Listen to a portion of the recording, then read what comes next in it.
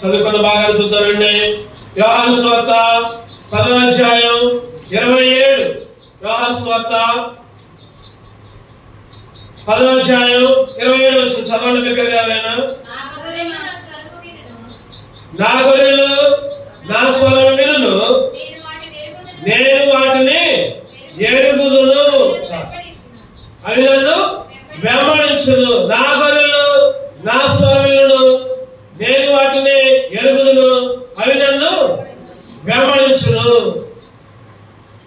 చక్కటి మాట. ఎన్నోసార్లు మనం ధ్యానం చేసుకున్నాం. మనమేమో గొర్రెలే, చెప్పండి, మనమేమో గొర్రెలే. దేవుడు ఎవరు? కాపరి. యేసుక్రీస్తు మన కాపరి. యేసుక్రీస్తు మన కాపరిగా ఉన్నాడు.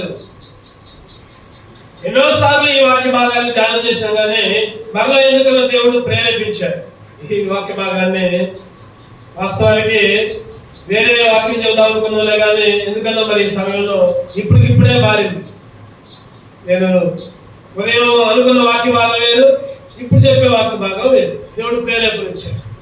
నా గొర్రెలు నా స్వరం వినును. ఆయన స్వరాన్ని వినే గొర్రెలుగా మనం ఉంచాడు. అంటే ఆయన మనకి కాపరిగా ఉంచాడు. చెప్పండి, ఆయన మనకి కాపరిగా ఉన్నాడు. ఎలాంటి కాపరి ఆయన? ఎలాంటి కాపరి? ఏ విధంగా కాపరిగా ఉండి నీకు నాకు మేలు చేస్తున్నాడు ఆయన. చూద్దాం క్లుప్తంగా ఒక 5 విషయాలు ధ్యానం చేసుకుని ఆరాధనలో ప్రవేశిద్దాం. మన దేవుడు ఎలాంటి కాపరి? మొదటిగా రండి చూద్దాం. మొదటిగా యోహాను సువార్త 10వ అధ్యాయం 11వ వచనం.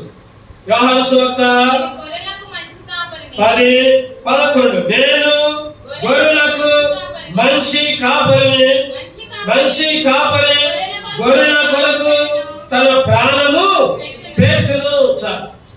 ఆయన ఎటువంటి కాపరి అంటే, చెప్పండి, ఎటువంటి కాపరి? మంచి కాపరి. మంచి కాపరి గొర్రెల కొరకు ఏం చేస్తున్నాడు? ప్రాణం పెడుతున్నాడు. ఈరోజు మనం ఆరాధించే దేవుడు, మనం స్తుతించే దేవుడు మనల్ని మంచిగా కాపరిత్వంలో ఉంచి, మంచిగా కాపు కాసి, అవసరం వచ్చినప్పుడు గద్దించి, అవసరం వచ్చినప్పుడు కర్రతో ఒక దెబ్బేసి, ప్రేమ చూపించి, అంత మాత్రమే కాదు, ఏం చేస్తున్నాడంటే ఆయన ప్రాణం పెడుతున్నాడు. ఎవరైనా ఉన్నారా ప్రాణం పెట్టేవాళ్ళు? ఈ లోకంలో నీ కొరకు నా కొరకు ప్రాణం పెట్టేవాళ్ళు ఎవరైనా ఉన్నారా? ఎవరు కూడా లేరు. ఈరోజు ప్రాణం పెట్టే కాపరి ఎవరు కూడా లేరు. ఒక ఆయనకి 100 గొర్రెలు ఉన్నాయి. గొర్రెలు మేపుకుంటూ పోయాడు. సాయంత్రం వచ్చేసరికి 99 గొర్రెలు ఉన్నాయి, ఒక గొర్రె మాత్రం లేదు. ఏం జరిగింది సాయంత్రం చెప్పండి? 99 గొర్రెలు ఉన్నాయి, కానీ ఒక గొర్రె తప్పిపోయింది. నాకు 99 ఉన్నాయిలే, ఒక గొర్రెగా పోతే పోయింది, వస్తే అదే వచ్చిందిలే అనుకోలా. ఏం చేశారంటే ఆ 99 గొర్రెలని దొడ్డులో ఉంచి, ఆ ఒక్క గొర్రె కొరకు ఆ చీకటిలో, అరణ్యంలో, ఎడారిలో, క్రూర మృగాలు నివసించే ప్రాంతానికి ఆ ఒక్క గొర్రె కొరకు వెతికి తీసుకొని వచ్చి సంతోషపడతాడు. లోకస్వార్త 15వ అధ్యాయంలో మనం చూస్తూ ఉంటాం ఆ మాట. ఆ ఒక్క గొర్రె దొరికినందుకు చూద్దామండి ఆ మాట. లోకస్వార్త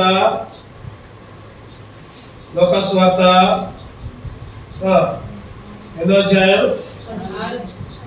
15:6. ఆయన అంటున్నాడు కదా, మీరు నాతో కూడా సంతోషించుడి, తప్పిపోయిన నా గొర్రె దొరికినదని వారితో చెప్పును కదా.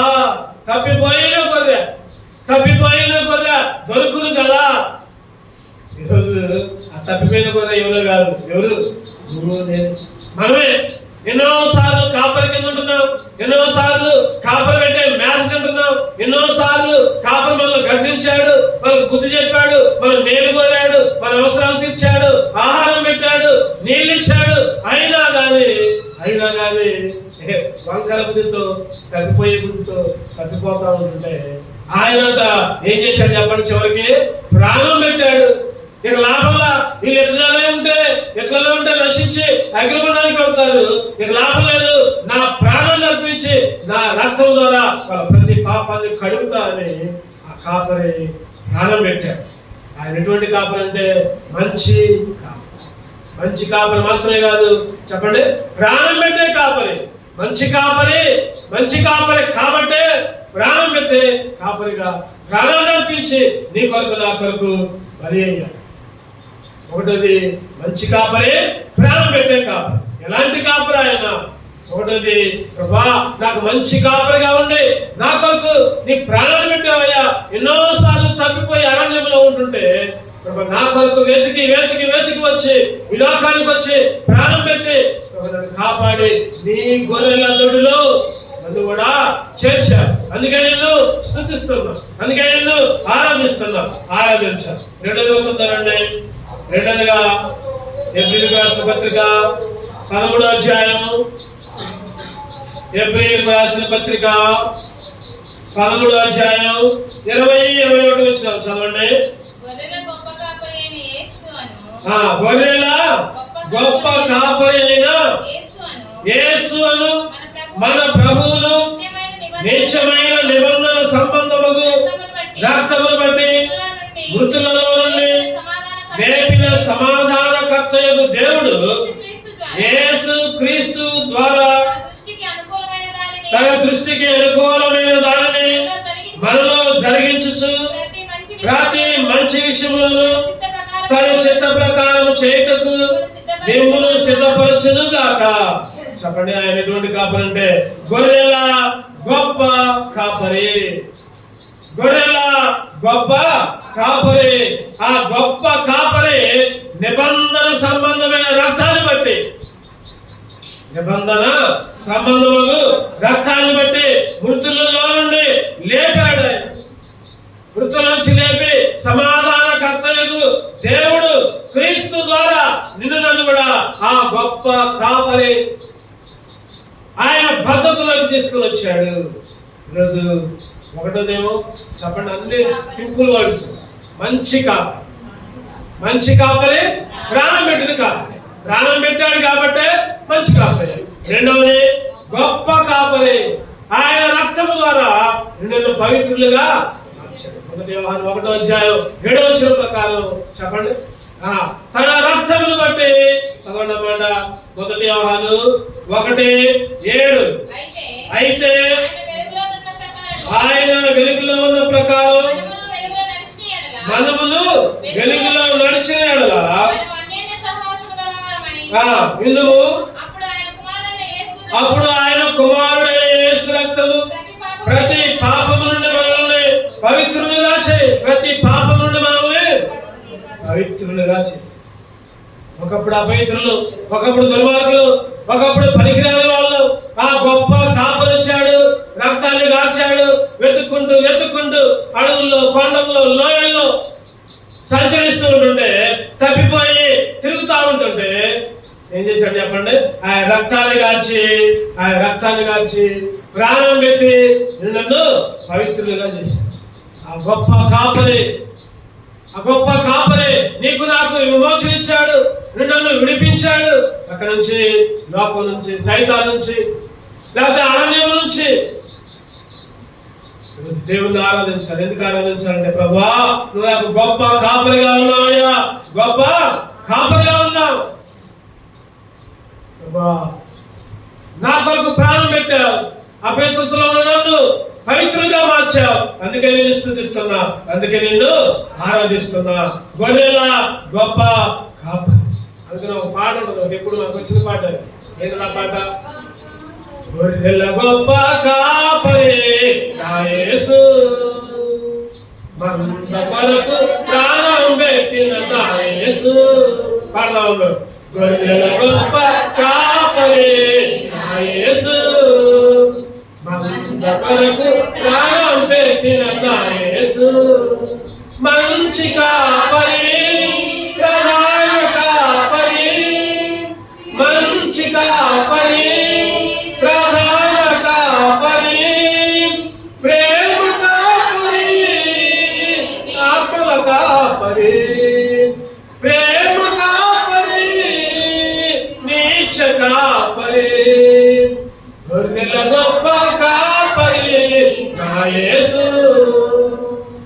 తప్పిపోయిన నన్ను వెదకుట కొరకు, దారి తప్పిన నన్ను రక్షించుట కొరకు, తప్పిపోయిన నన్ను వెదకుట కొరకు, దారి తప్పిన నన్ను రక్షించుట కొరకు, కొండల కోనలు దాటాడు, లోయల లోతులు వెతికాడు, కొండల కోనలు దాటాడు, లోయల లోతులు వెతికాడు, మంచి కాపరి, ప్రధాన కాపరి, ప్రేమ కాపరి, నీచ కాపరి, ప్రేమ కాపరి, నా నీచ కాపరి, గొర్రెల గొప్ప కాపరి నా యేసు. ఆయన గొప్ప కాపరిగా కొండల్లో కోనల్లో దాటుకుంటూ, చెప్పండి, అరణ్యాల్లో, అడవుల్లో, లోయల్లో, లోతుల్లో వెతుక్కుంటూ ఆ పరలోకాన్ని వీడి ఈ లోకానికి వచ్చి తన రక్తాన్ని గార్చి మనల్ని పవిత్రులుగా చేశారు. అందుకే ఆయన్ని ఆరాధించారు. మూడవది చూద్దామండి. మూడవది 1 పేతురు 2వ అధ్యాయం, 1 పేతురు 2వ అధ్యాయం 1 పేతురు 2వ అధ్యాయం 25 చదవండి. మీరు గొర్రెల వలె దారి తప్పిపోతుంది, కానీ ఇప్పుడు మీ ఆత్మల కాపరియు అధ్యక్షుడునైన ఆయన వైపునకు మళ్ళీ ఉన్నారు. చెప్పండి, గొర్రెల వలె దారి తప్పిపోయాం, గొర్రెల వలె దారి తప్పిపోయాం. ఈ దారి తప్పిపోయినప్పుడు ఏం జరిగిందంట? ఆత్మల కాపరియు అధ్యక్షుడునైన ఆయన వైపుకు మళ్ళీ ఉన్నాం. అంటే ఒకప్పుడు నువ్వు నేను దారి తప్పా, ఆయన మన ఆత్మల కాపరిగా ఉన్నాడు. మన ఆత్మనే, మన శరీరాన్ని కాదు. మన శరీరాన్ని కాపుదాలు చేసేవాళ్ళు చెప్పండి, చిన్నపిల్లలు అయితే తల్లిదండ్రులు కాపు చేస్తారు, లేకపోతే భర్త అయితే భార్య, భార్య అయితే భర్త, పిల్లలైతే తల్లిదండ్రులు, లేకపోతే ఇంకా తోబుట్టువులు, లేకపోతే ఇంకా దగ్గరగా ఉన్న వాళ్ళు మన కాపలా కాస్తారు. కానీ మన ఆత్మని కాపలా కాసేది ఎవరంటే గొప్ప కాపరి. ఆయన పేరే ఆత్మల కాపరి. ఆత్మల కాపరిగా నీ ఆత్మని, నా ఆత్మని కాచి కాపాడుతూ ఉన్నాడు. ఈరోజు ఎందుకు ఆయన స్తుతించాలి, ఎందుకు ఆయన ఆరాధించాలి? కాపరిగా ఉండి ప్రాణం పెట్టాడు. మంచి కాపరిగా ఉండి ప్రాణం పెట్టాడు. రెండోదిగా గొప్ప కాపరిగా ఉండి ఆయన రక్తంతో మనల్ని పవిత్రంగా చేశాడు. మూడవదిగా తప్పిపోయిన గొర్రెగా నీవు నేనుంటే ఆత్మలకి కాపలా కాసి కాపరిగా ఉండి ఆయన దొడ్డులోనికి, అంటే ఆయన సహవాసంలోనికి, ఆయన సంఘంలోనికి మనల్ని నడిపించాడు. ఆయన ఆత్మల కాపరి. ఎన్నోసార్లు ఈ లోకంలో జబ్బులు, అంటే ఆత్మకి జబ్బు. శారీరకంగా బాగానే ఉన్నాం, చేతులు కాళ్ళు బాగానే ఉన్నాయి, శరీరం బాగానే ఉంది, కానీ ఆత్మకి ఏం చేసిందంటే జబ్బు చేసింది. ఆత్మకి జ్వరం వచ్చింది, ఆత్మకి రోగం వచ్చింది. అంటే నా తలంపు ఏంటంటే, దేవుని కాపరిత్వంలోకి వచ్చి రక్షణ పొంది, మారు మనసు పొంది, బాప్తిసం తీసుకొని దేవుని మందిరంలోకి నువ్వు రాలేదు అంటే నీ ఆత్మకి జబ్బు చేసింది అనమాట. నీ ఆత్మకి ఏం చేసింది చెప్పండి? జబ్బు చేసింది. అటువంటి జబ్బు చేసినప్పుడు ఆ జబ్బుని నయం చేసి ఏం చేశారంటే దేవుని సన్నిధిలోకి నడిపించారు. దేవుని మందిరంలోకి నడిపించి ఆయన ఆరాధించే బిడ్డగా, ఆయన్ని స్తుతించే బిడ్డగా, ఆయన్ని ఆరాధించి గణపరిచే బిడ్డగా నిన్ను ఉంచాడు. ఈ లోకంలో రకరకాలుగా ఆత్మ చచ్చిపోయి, ఆత్మ మృతతుల్యమైపోయి, ఆత్మీయంగా ఎన్నో సార్లు దేవుని మందిరాన్ని, దేవుని సన్నిధిని ఎగ్గొట్టుంటే అయినా కానీ అట్లా ఉంచట్లా ఆయన ఉంచట్లా. ఆ పరమ డాక్టర్ వచ్చి మన జబ్బునంతా నయం చేసి ఎక్కడ తెచ్చారంటే కోటకొల్ల వారింటికి తీసుకొచ్చారు. ఆ రోజు యెరూషలేము నుంచి వెళ్ళిపోకపోతుంటే ఏం చేశాడు? యాజకుడు చూశాడు, పట్టించుకోవాలి. లేవీయుడు చూశాడు, పట్టించుకోడు.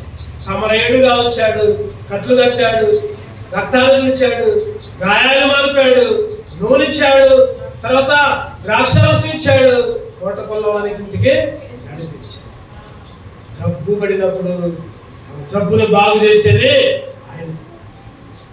ఈరోజు ఆత్మల కాపరిగా ఉండి నిన్ను ఆయన సన్నిధికి నడిపించి మన ఆత్మని దారి తప్పకుండా పచ్చిక బయలుతో మేపిండు. ఏంటి ఆ పచ్చిక బయలు? చెప్పండి, ఏంటి ఆ పచ్చిక బయలు? వాక్యము. శాంతికరమైన జలములలో నడిపాడు. జబ్బు పట్టి నేనున్నప్పుడు హక్కున చేర్చాడు. జబ్బు పట్టి నేనున్నప్పుడు హక్కున చేర్చాడు. మబ్బుల పడి నేనుండగా గొర్రెల దొడ్డికి నడిపాడు. మబ్బులో నేనున్నప్పుడు గొర్రెల దొడ్డికి నడిపాడు. పచ్చిక బయలుతో మేపాడు. శాంతికరమైన జలములలో నడిపాడు. పచ్చిక బయలులో మేపాడు. శాంతి జలములో నడిపాడు. మంచి కాపరి, ప్రధాన కాపరి, ప్రేమ కాపరి, నా నీచ కాపరి. ఆత్మని చెప్పండి శాంతికరమైన జలం దగ్గరికి నడిపాడు. అందుకే ఆయన్ని ఆరాధించాలి. చూద్దామండి. 4వది ఇంకా ఏం చేశాడు? 1వది చెప్పండి, మంచి కాపరిగా ప్రాణం పెట్టాడు. 2వది గొప్ప కాపరిగా ఆయన రక్తాన్ని కాచి పవిత్రులుగా చేశాడు మనల్ని. తర్వాత 3వది దారి తప్పిగా ఉన్నప్పుడు మన ఆత్మల కాపరిగా గొర్రెల దొడ్డిలోకి నడిపించాడు. యెషయా గ్రంథం 40 అధ్యాయం 11వ వచనం. యెషయా గ్రంథం 40:11. గొర్రెల కాపరి వలె ఆయన తన మందను మేపును. తన బాహువుతో గొర్రె పిల్లలను కూర్చి రొమ్మున ఆనించుకొని మోయును. పాలిచ్చు వాటిని ఆయన మెల్లగా నడిపించును. చెప్పండి, ఏం చేశాడంట? మందని మేపాడంట, రొమ్మున ఆనించుకున్నాడంట, పాలిచ్చి వాటిని మెల్లగా నడిపించును. పాలిచ్చి వాటిని మెల్లగా నడిపించు. అంటే ఈ వచనాలన్నీ మనం చూస్తే ఏమర్థమవుతుందంటే భద్రపరిచే కాపరి. చెప్పండి, ఏం కాపరి అయినా? భద్రపరిచే కాపరి. అంటే అనుదినము పోషించే కాపరి. అనుదినము నిన్ను కాపాడి భద్రపరిచే కాపరిగా ఉంటున్నాడు. ఎందుకు ఆయన స్తుతించాలంటే ఆయన నీకు నాకు భద్రపరిచే కాపరిగా. ఆ రోజు ఇశ్రాయేలు నడుస్తుంది. చెప్పండి, పగటిలో మేఘస్తంభం, రాత్రిళ్ళు అగ్నిస్తంభం. ఏమన్నా ఇబ్బంది వచ్చిందా? పగటిలోనేమో ఎండ తగలకుండా నీడ, రాత్రులేమో చీకట్లో వెలుగు, అగ్నిస్తంభం. పగటిలో మేఘస్తంభం, రాత్రులు అగ్నిస్తంభం. ఆ గొప్ప కాపరి, భద్రపరిచే కాపరి ఈరోజు నన్ను కూడా ఆయన సన్నిధిలో మేపుకుంటూ వచ్చాడు. పాలించుకుంటూ, పెంచుకుంటూ, కొద్దిగా ఆహారాన్ని ఇచ్చుకుంటూ. చిన్నపిల్లలకి పుట్టగానే పాలిస్తాం, కొద్దిగా పెద్ద అయిన తర్వాత కొద్దిగా ఆహారాన్ని, ఇంకొద్దిగా పెద్ద అయిన తర్వాత మంచి పుష్టికరమైన ఆహారాన్ని, ఆ విధంగా పెరుగుతూ వస్తున్నారు. ఈరోజు నువ్వు నేను కూడా రక్షణ పొందిన తర్వాత ఆయన మేపుతూ వస్తున్నాడు. మేపుతూ రొమ్మున ఆనించుకుంటున్నాడు, పాలిచ్చి పెంచుతూ వస్తున్నాడు. ఒక పోషణ ఎండలో నుంచి లేకపోతే చీకట్లో నుంచి ఆయన మనల్ని విడిపిస్తుంది. ఎండలో ఎట్లా ఉంటున్నాడు చెప్పండి? ఎండలో నీడగా ఉంటున్నాడు. ఎండలో చీకటిలో వెలుగుగా ఉంటున్నాడు. ఈరోజు ఆయన భద్రపరిచే కాపరిగా ఇశ్రాయేలుని కాపాడువాడు. చెప్పండి, ఎన్నో అధ్యాయం ఆ మాట చెప్పండి. కీర్తనలు 121 చదవండి, 6వ వచనం. కీర్తనలు 121, ఇశ్రాయేలుని కాపాడువాడు కునుకడు నిద్రపోడు. ఇశ్రాయేలుని కాపాడువాడు కునుకడు నిద్రపోడు. ఎట్లా భద్రత అంటే ఈరోజు మనమేమో అటువంటి భద్రతను వదిలిపెట్టి సైతాను చేతుల కిందకి వెళ్తున్నాం. సరంట ఒక తల్లి కన్న కొడుకుని ఉయ్యాల పెట్టి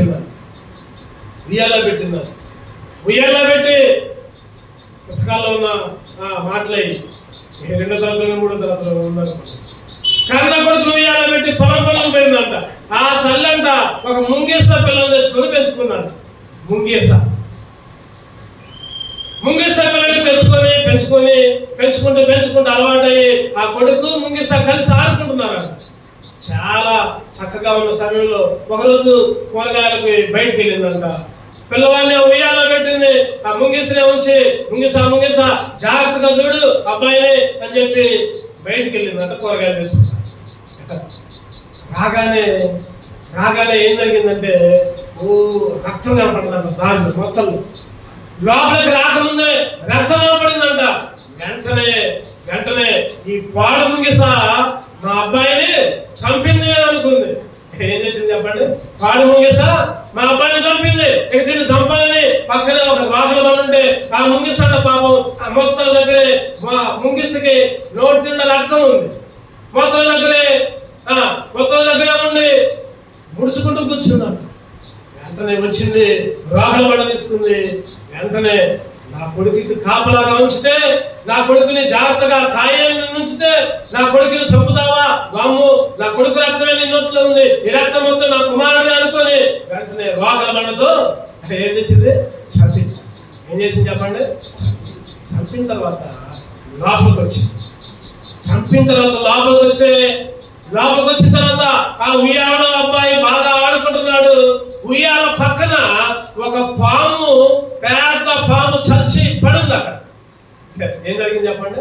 లోపల పెద్ద పాము చచ్చి పడింది, రక్తం అంతా చుట్టూ. ఏమర్థమైంది దీన్ని బట్టి చెప్పండి? పాము పిల్లవాడిని కాటేయడానికి వస్తే ఆ ముంగిస అడ్డం పడి పాముతో పోరాడి పాముని చంపి ఆ పాము యొక్క రక్తం ముంగిస కంటితే ఆ తల్లి ఏం చేసింది? ముంగిసే చంపింది అనుకొని ముంగిసనే చంపింది. తర్వాత ఆ ముంగిస బతికిద్దా చెప్పండి? అంటే పిల్లవాడిని కాపాడిన ముంగిసని చంపింది ఆ తల్లి. తెలివి తక్కువదా తెలియగలిగిందా? తెలివి తక్కువ. ఈరోజు చాలా సార్లు ఆ ఉదాహరణ నీకు నాకు ఖచ్చితంగా తెలిపోతుంది. నువ్వు నేను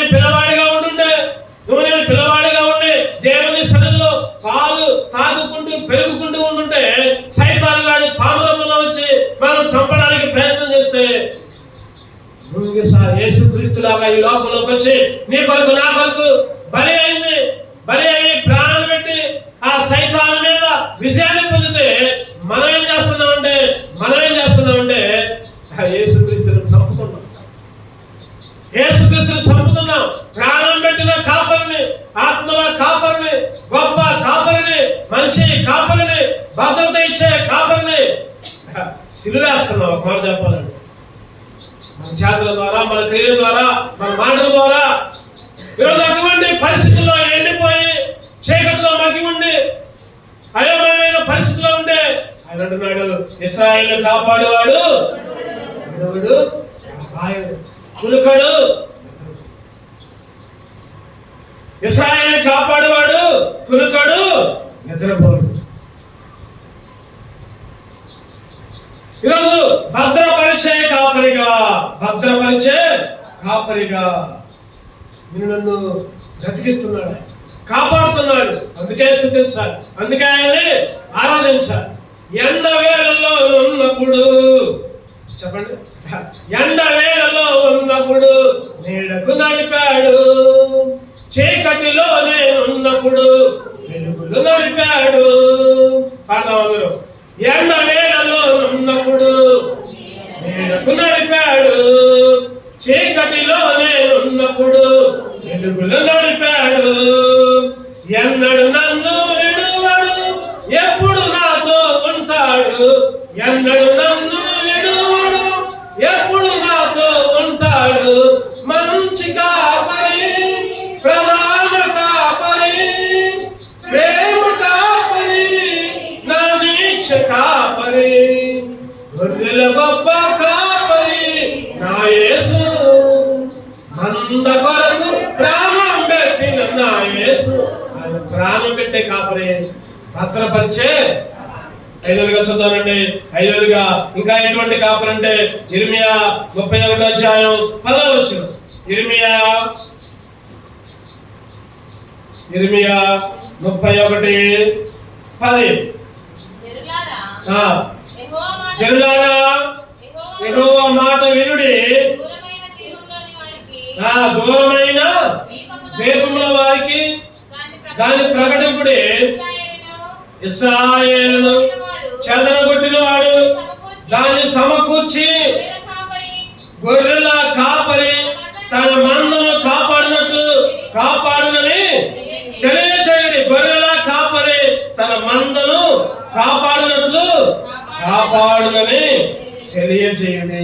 చెప్పండి. ఆయన భద్రపరిచే కాపరే కాదు, ఇంకా కాపాడే కాపరి. ఎప్పుడు ఎల్లప్పుడు భద్రపరిచి కాపాడి. నాకు మనం అదే చెప్పుకున్నాం. ఆయన కునుకడు నిద్ర. ఇశ్రాయేల్ని కాపాడేవాడు కునుకడు. అయ్యా నువ్వు నేను కాపాడే కాపరేవయ్యా, కాపాడే కాపరే. కష్టాలు వచ్చినా, ఇరుకొచ్చినా, ఇబ్బంది వచ్చినా, శోధన వచ్చినా ఆయన మనల్ని కాపాడే కాపరే. చూద్దారండి. ఆరోదిగా జకర్యా 9:16 వచ్చిన సమయం లేదు మనకి, క్లుప్తంగా ముగించుకున్నాం. జకర్యా 9:16 చదవండి. జకర్యా 9:16. కిరీటమందై రత్నములో ఉన్నారు కనుక కాపరి తన మందను రక్షించినట్లు వారి దేవుడైన యెహోవా ఆదినమున వారిని రక్షించును. అంటే చివరగా ఆరోదిగా ఆయన రక్షించే కాపరి. ఏ కాపరి చెప్పండి? రక్షించే కాపరి. వదిలిపెట్టే కాపరి కాదు. ఈ లోకంలో సైతానికి అప్పచెప్పే కాపరి కాదు. సైతాను నోట్లో ఉంటే ఇంక నోట్లోకి పోయిందిలే, ఇంకా విడిపిస్తే ఏమైపోయిందిలే, చచ్చిపోతులే అని అనుకోలా. బయటికి లాగి రక్షించి ఆయన సన్నిధిలో మనల్ని అభివృద్ధి చేసే కాపరి. ఆరోదిగా ఎటువంటి కాపరి అంటే ఆయన రక్షించే కాపరి. చివరి 7వ చూద్దారండి. 1 పేతురు 5వ అధ్యాయం 4వ వచనం. 1 పేతురు 5వ అధ్యాయం 4వ వచనం.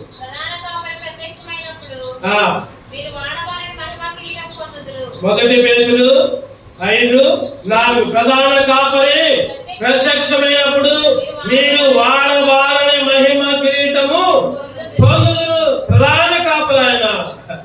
ఎటువంటి కాపరి అంటే ప్రధాన కాపరి. అక్కడ ఒక మాట ఉంది, ప్రధాన కాపరి ప్రత్యక్షమైనప్పుడు మీరు వాడవారని మహిమ కిరీటము పొందుదురు. ప్రధాన కాపరిగా ఉండి ఏం చేస్తున్నాడంటే ఆ వాడని మహిమ కిరీటం కొరకు నిన్ను సిద్ధపరుస్తున్నాడు. రాకడ కొరకు సిద్ధపరుస్తున్నాడు. ఆ పెళ్లి కుమారుని ఎదుర్కోవడానికి ఇక్కడ మనల్ని అలంకరిస్తున్నాడు. మాట చెప్పాలంటే పెళ్లి కుమార్తెగా నీకు నాకు మేకప్ వేస్తున్నాడు. మేకప్ అంటే ఈ లోకపు మేకప్ కాదు.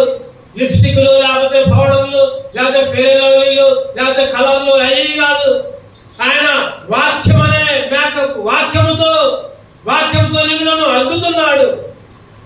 వాక్య భాగాలతో ఆ ప్రధాన కాపరిగా ఉంది. అక్కడ వాడని చదవనమాట, వాడని మహిమ కిరీటము. ఆ కిరీటం ఎటువంటి కిరీటం చెప్పండి? ఈ లోకంలో బంగారం కిరీటం ఉందనుకోండి, బంగారు కిరీటం ఉందనుకోండి, 1 సంవత్సరం దాకా అట్లా పెట్టండి పక్కన, ఏమైంది దానికి తుప్పుపట్టి మళ్ళీ శుభ్రంగా ఏదో చింతపండు లేకపోతే ఇంకేదో వేసి శుభ్రంగా రుద్దుకోవాలి. లేకపోతే ఎక్కడో కంసంలో తీస్తే వాళ్ళు బాగు చేస్తారు.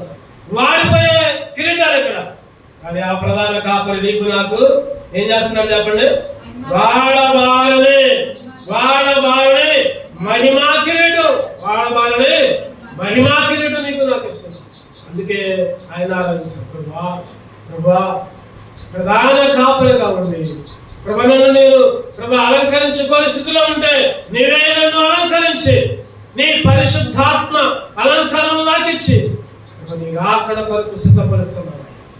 నీ రాకడ కొరకు నన్ను ఆయత్తపరుస్తున్నావయ్యా. రాకడలో ఎదుర్కొనే పెళ్లి కుమార్తెగా నన్ను ఎన్నుకున్నావయ్యా. అందుకే నిన్ను ఆరాధిస్తున్నాను. చెప్పండి, 7 విషయాలు చెప్పుకో. 7 విషయాలు. ఆ గొర్రెల కాపరి ఎలాంటి కాపరి? ఒకటోది చెప్పాలి, అందరూ చెప్పాలి గట్టిగా. మంచి కాపరి, ప్రాణం పెట్టిన కాపరి. రెండవది గొప్ప కాపరి, మనల్ని రక్తంతో పవిత్రంగా చేశాడు. మూడవది ఆత్మల కాపరి, తప్పిపోయి ఉంటే దొడిలోకి నడిపించారు, గొర్రెల దొడిలోకి, సహవాసంలోకి. ఆత్మల కాపరి. నాలుగవది భద్రపరిచే కాపరి, ఎప్పటికప్పుడు భద్రపరుస్తూ ఉంటున్నారు. ఐదవది కాపాడే కాపరి. సైతాను మనల్ని మింగుతూ ఉంటుంది. సైతాను నోట్లోంచి మనల్ని కాపాడి సజీవంగా ఉంచి ఆయన స్తుతించి బిడ్డగా. ఆరోది కాపరి అంటే రక్షించే కాపరి, రక్షణ ఇచ్చిన కాపరి, రక్షించే కాపరి. నరకం నుంచి లాగి, అగ్నిగుణం నుంచి లాగి రక్షణ ఇచ్చారు. చివరిగా 7వది ప్రధాన కాపరి. ఏం చేస్తారు చెప్పండి? ప్రధాన కాపరి రాకడ కొరకు వాడబారని మహిమా కిరీటమును సిద్ధపరిచిన కాపరి. అందుకనే దావీదు అంటున్నాడు, చెప్పండి ఏమంటున్నాడు? యెహోవా నా కాపరి, నాకేమీ లేదు. యెహోవా నా కాపరి.